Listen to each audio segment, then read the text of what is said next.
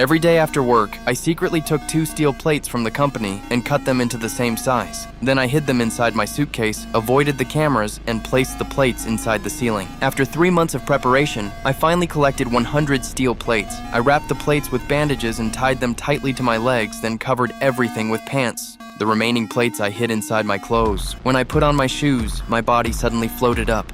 I quickly got dressed and restored everything to normal. Then I started running across the ceiling. When I opened the door, I almost fell because the gravity of the upper world and lower world were opposite. People from the 2 worlds were forbidden to contact each other. I took great risks stealing those plates just to take the elevator into the boundary office, hoping to find my first love, Annie. I soon found her and greeted her right away, but Annie said she didn't know me. Someone beside her explained she had lost her memory in an accident. I realized I had to find a way to make her remember me. At that time, Annie's project ran into trouble. So, I showed her my anti-aging cream invention, a formula that mixed materials from both worlds. It could make objects defy gravity. While the cream was taking effect, I tried to restore Annie's childhood memories, but it didn't work. Then, the steel plates on my legs started heating up from the antimatter reaction.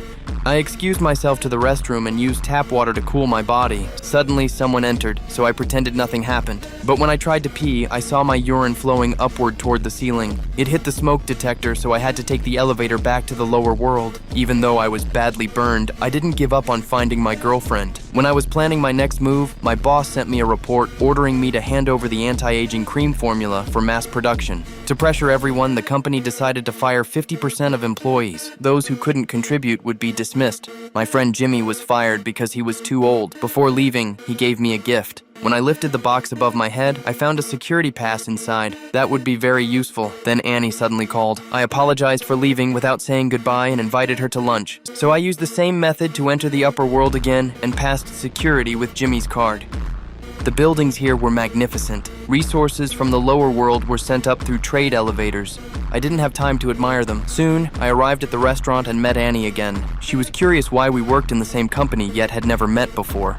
I didn't answer. Instead, I tried to awaken her lost memory, but my rash behavior upset her, so I apologized. Then, she agreed to stay for lunch. As our relationship grew closer, the plates under my feet began to smoke. I quickly ended the meal while stepping on the flames to put them out. When Annie left, the fire couldn't be stopped. I started running like crazy and jumped into the lake, then swam toward the center, took off all the steel plates, and used gravity to fall back into the lower world. My efforts helped Annie gradually recover her lost memories. It was a new beginning.